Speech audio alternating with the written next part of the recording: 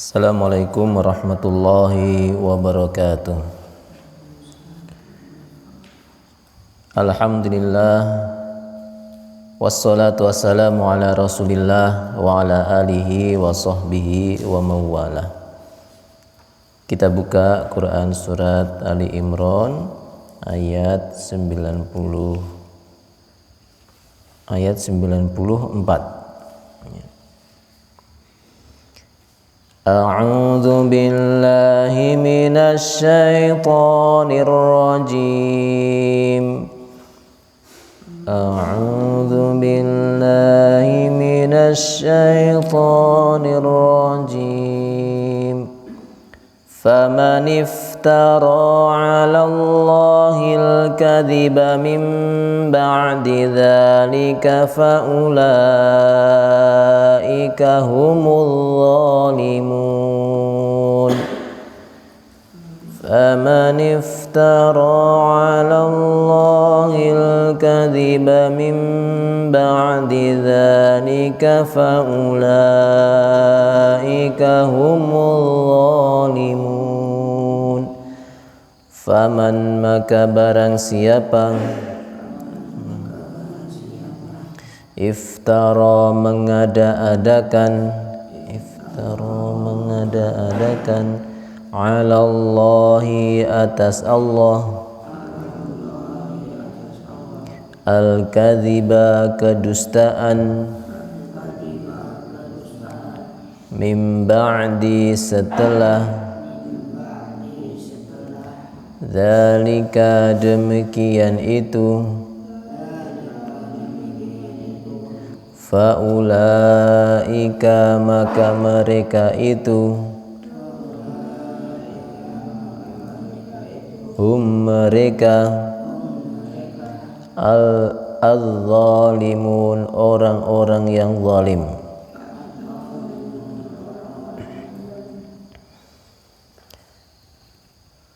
Allah Subhanahu wa ta'ala berfirman di dalam ayat ini, maka barang siapa yang mengada-adakan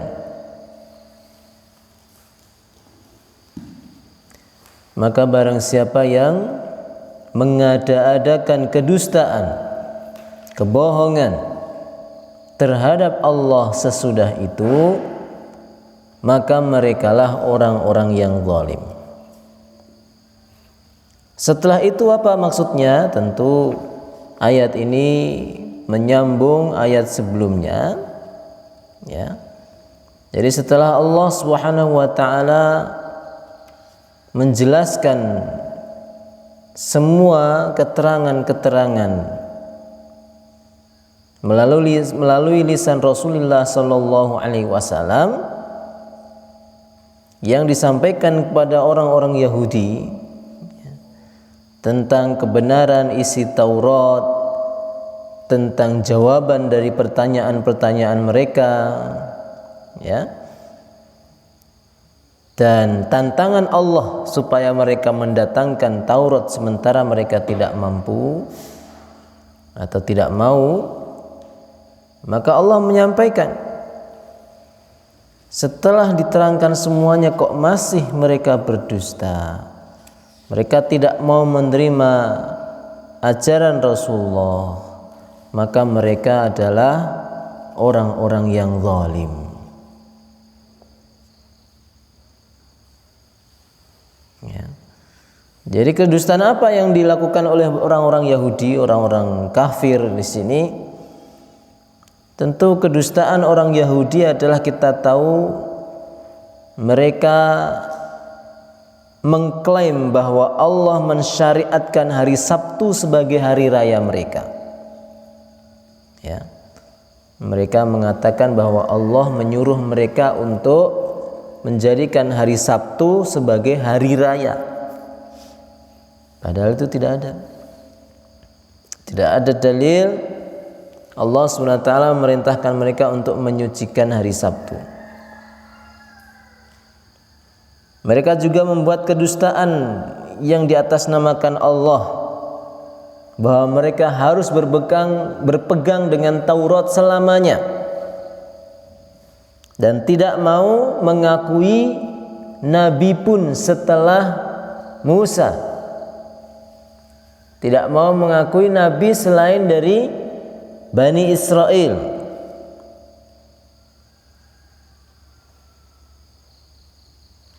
Ini kedustaan mereka yang kedua yang dinisbatkan kepada Allah Subhanahu wa ta'ala. Dan kedustaan-kedustaan yang lain yang sangat banyak sekali. Ayat ini juga bermakna umum, bukan hanya ditujukan kepada orang-orang Yahudi, tapi kepada siapapun yang berdusta atas nama Allah.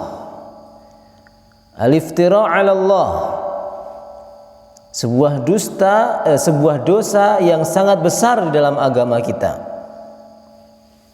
yaitu menisbatkan sesuatu kepada Allah padahal Allah tidak mengatakan yang demikian itu. Jadi berdusta atas nama Allah.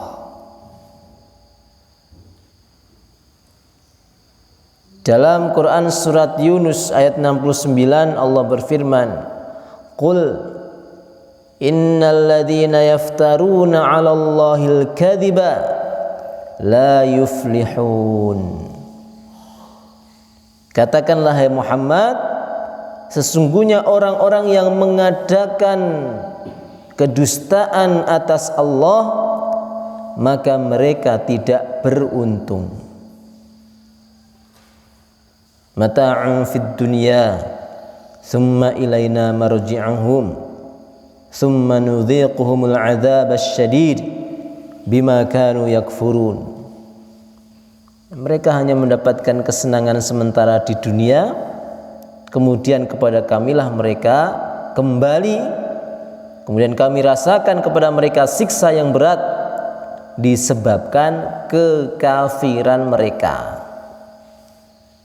Nah, ini dalam ayat ini disebutkan bahwa orang yang berdusta, mengada-adakan kedustaan atas Allah, pertama mereka tidak beruntung, mereka yang kedua akan mendapatkan siksa yang pedih, dan semua terjadi karena kekafiran. Jadi orang yang mengada-adakan kedustaan kepada Allah, dosa yang pertama adalah mereka menjadi kafir. Dalilnya Quran surat 60, Quran surat Yunus ayat 69. Al-iftira 'ala Allah, berdusta atas nama Allah, mengada-adakan kedustaan 'ala Allah. Al-iftira 'ala Allahil kadzib, contohnya banyak ya. Misalnya yang pertama adalah tentu adalah melakukan kesyirikan, beribadah kepada selain Allah, dan beranggapan bahwa sesembahan itu bisa menjadikan perantara seorang manusia di sisi Allah, padahal Allah tidak membutuhkan sekutu. Allah tidak membutuhkan perantara antara seorang hamba kepadanya. Nah, ini kedustaan, contoh kedustaan yang paling besar yang dilakukan oleh orang-orang musyrikun, orang-orang yang melakukan kesyirikan. Mereka beranggapan bahwa Allah itu suka, Allah itu cinta kalau mereka beribadah kepada Allah dengan sebuah perantara, dengan keris, dengan akik misalnya, dengan tempat-tempat keramat, dengan tempat-tempat angker. Mereka membuat kedustaan. Pada Allah itu sangat dekat, tidak perlu kita itu beribadah dengan perantara apapun. Dan inilah yang menjadikan tauhid agama Islam dengan tauhid yang dengan ajaran-ajaran agama lain bahwa Islam itu adalah agama tauhid yang tidak membutuhkan perantara antara seorang hamba kepada Allah dalam beribadah. Makanya sekarang ada virus corona ini, Ka'bah ditutup, dan itu tidak masalah bagi seorang muslim, karena Ka'bah itu bukan benda perantara ibadahnya seorang muslim kepada Allah. Nggak ada Ka'bah pun nggak masalah. Kita itu bisa beribadah kepada Allah dimanapun dan kapanpun kita berada.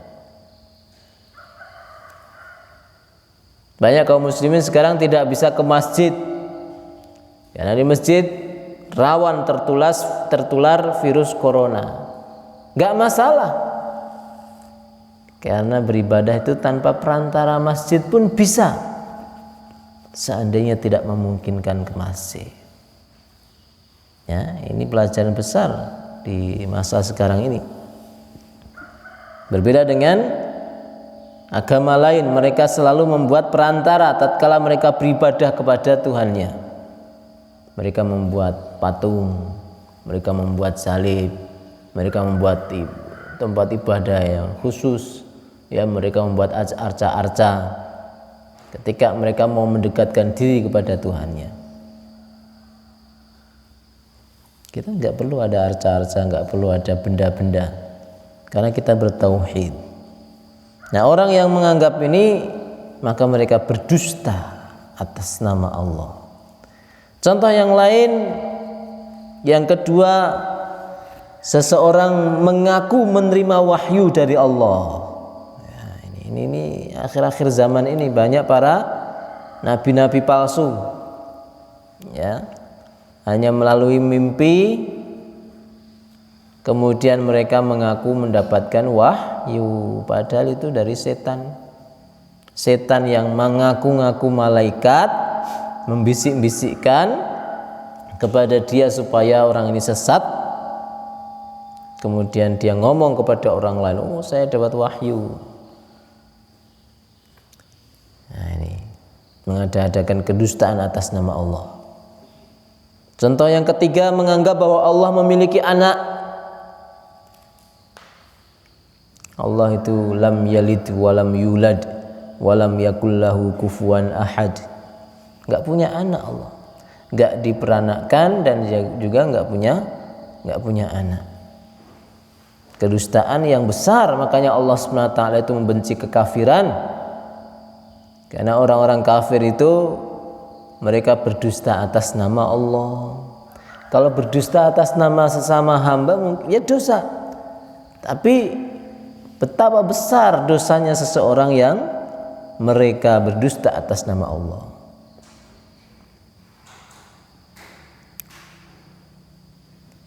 Contoh yang lain juga adalah seseorang yang mengatakan ini halal padahal haram, ini haram padahal halal.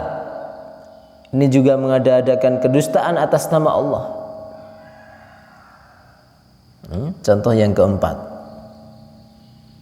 Allah haramkan barang ini, tapi dia kemudian, oh tidak apa-apa, ini halal. Ya, para ulama-ulama as-su', ulama-ulama sesat, yang mereka membuat syariat yang bukan berasal dari Al-Quran dan hadis dan pemahaman para sahabat. Sudah jelas ini barang yang membahayakan kesehatan, dan mereka mengatakan, oh tidak apa-apa, rokok itu halal.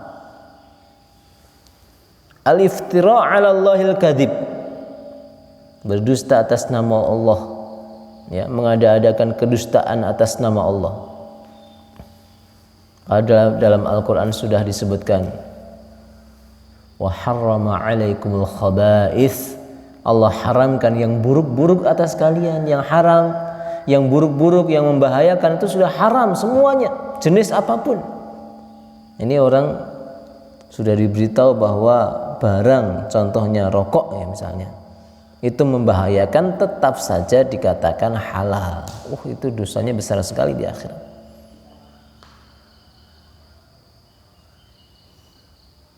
Mengatakan daging babi halal, enggak apa-apa daging babi. Riba halal, ini kan manfaat. Dengan riba banyak bikin perusahaan, banyak orang bisa makan.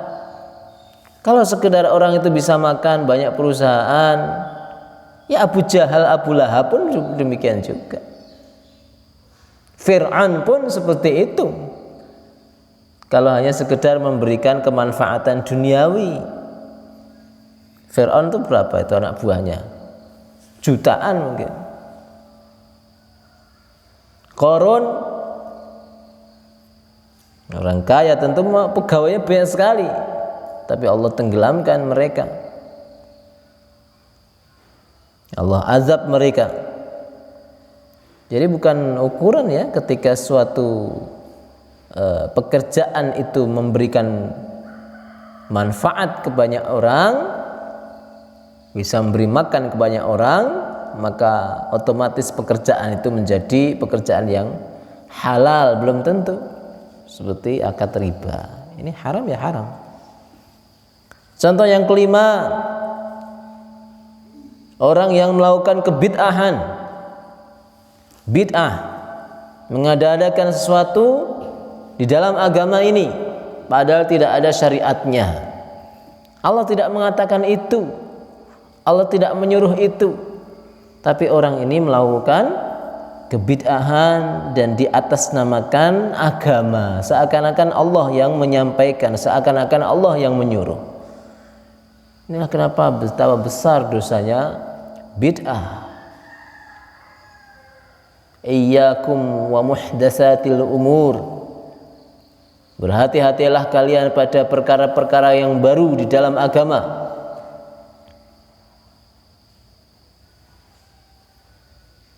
Bid'ah itu suatu perkara yang baru yang tidak diajarkan Rasulullah, baik menambah syariat yang ada atau mengurangi syariat yang ada. Ini kedustaan atas nama Allah.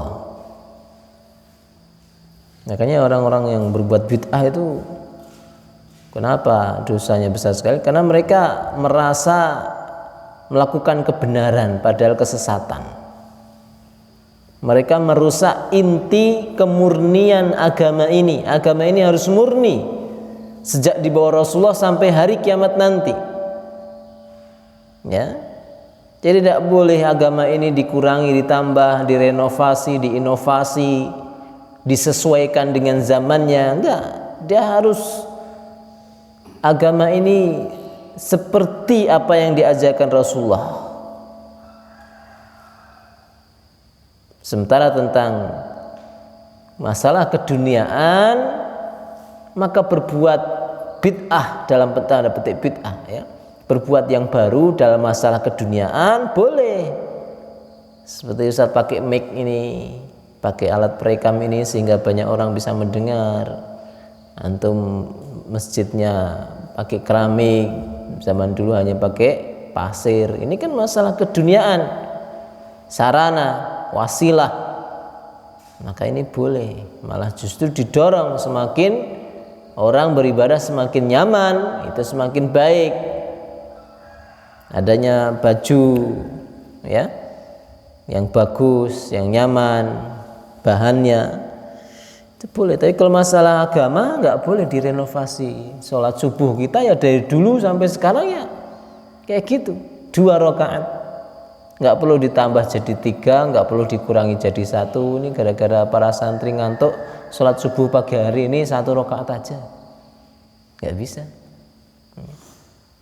Oh, ini gara-gara pada semangat ibadahnya sholat subuh hari ini 3 rakaat, nggak boleh ya. Kalau ibadah saklek. Nah, ini contoh yang kelima, ikhwan. Nah, sekarang yang terakhir, bagaimana solusinya supaya kita ini tidak terjatuh pada dosa ini? Dosa apa? Mengada-adakan kedustaan atas nama Allah. Supaya kita itu tidak berbohong atas nama Allah, itu gimana?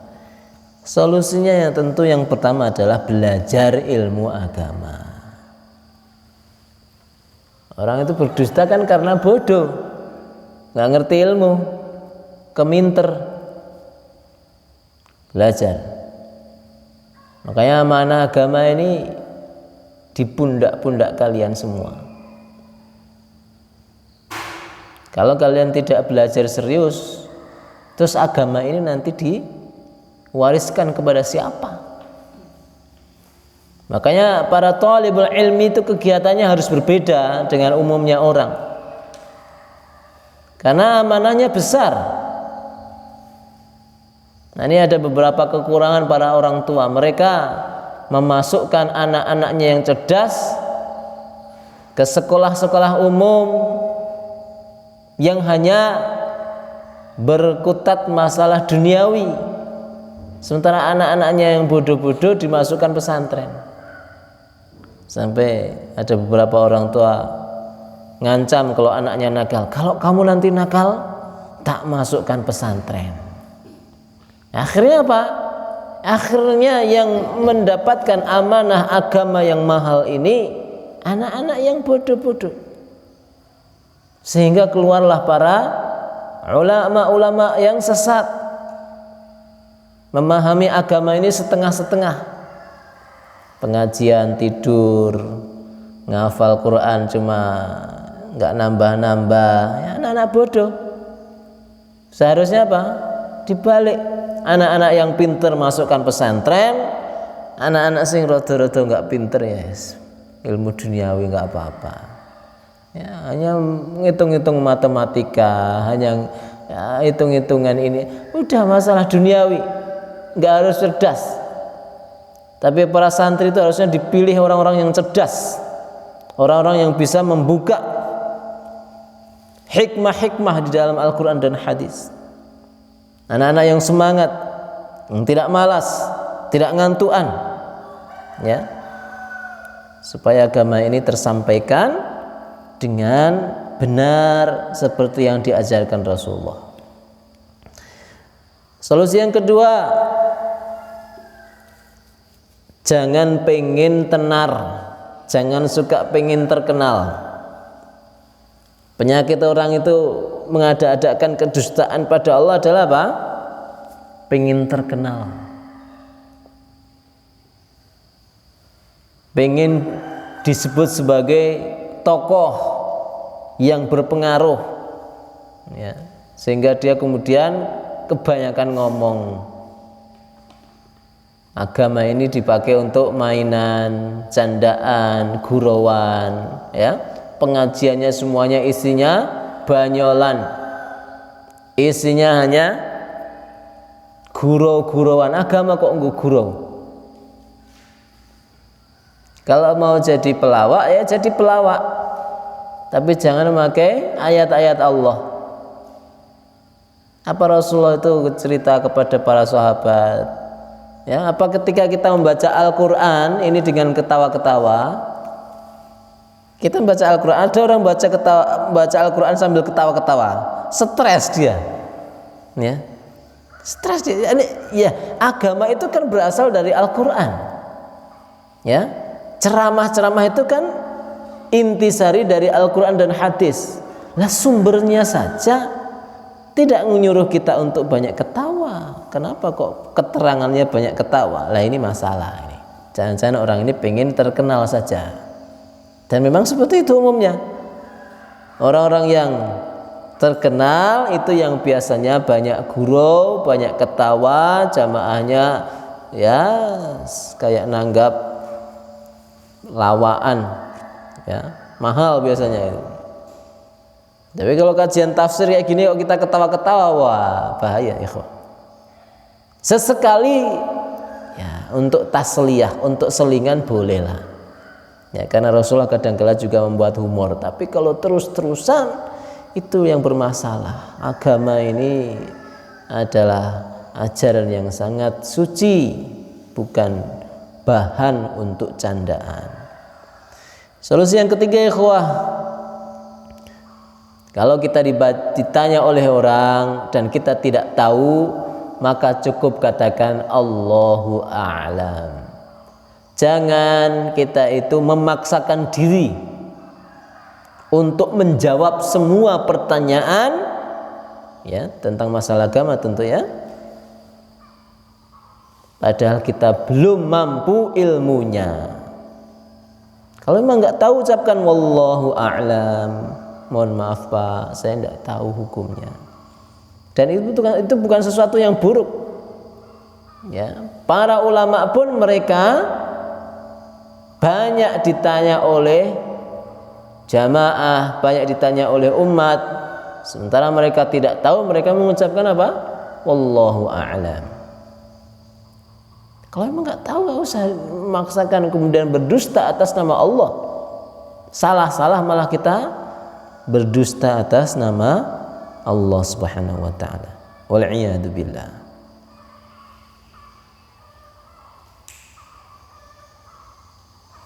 Kemudian ikhwah rahimakumullah, di dalam ayat ini Allah Subhanahu wa taala mengakhiri kalimatnya dengan ulaika humudz zalimun. Fa ulaika humudz zalimun. Orang-orang yang mengada-adakan kedustaan atas nama Allah ini, mereka adalah orang-orang yang zalim. Apa itu zalim? Zalim itu meletakkan sesuatu bukan pada tempatnya. Meletakkan sesuatu bukan pada tempatnya. Itu zalim arti bahasa.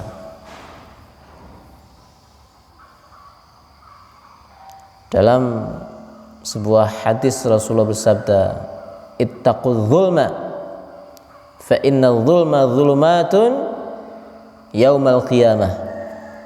Jauhilah kezaliman, karena kezaliman itu adalah kegelapan di hari kiamat. Orang-orang yang zalim, mereka tidak akan mendapatkan rahmat dari Allah, karena Allah Subhanahu wa taala itu sangat menjauhi kezaliman. Dia mengharamkan kezaliman atas dirinya, dan dia haramkan kezaliman terjadi atas sesama manusia. Maka kita semua tidak boleh menjadi orang-orang yang zalim. Al muslimu akhul muslim la yadhlimuhu wala. Ya, seorang muslim adalah saudara muslim yang lain. Tidak boleh menzalimi, tidak boleh saling menelantarkan. Sekecil apapun jangan pernah kita berbuat zalim kepada sesama muslim. Ya, meskipun hanya sekedar menghibahnya, sekedar mencacinya, menghinanya, merendahkan kehormatannya. Tidak boleh. Allah SWT mengancam orang-orang yang berbuat zalim itu akan mendapatkan siksa yang sangat besar. Wal iyadu billah. Demikian ikhwah yang dirahmati Allah, semoga ada manfaatnya. Jadi kesimpulan dari ayat ini adalah tentang dosa mengada-adakan kedustaan atas nama Allah, ya. Dan yang kedua adalah larangan kita berbuat zalim. Semoga Allah SWT memberkahi kita semua, memberikan ilmu yang manfaat dan kita bisa mengamalkannya. Wa akhiru da'wana sallallahu ala nabiyina Muhammadin wa ala alihi wa sahabatihi wa man tabi'ahum bi ihsanin ila yaumiddin. Assalamualaikum warahmatullahi wabarakatuh.